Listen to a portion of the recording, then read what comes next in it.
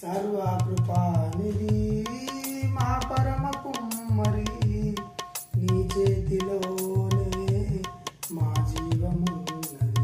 మా దేవాని ఆలోచనలన్నీ ఎంతో గొప్పవి, మా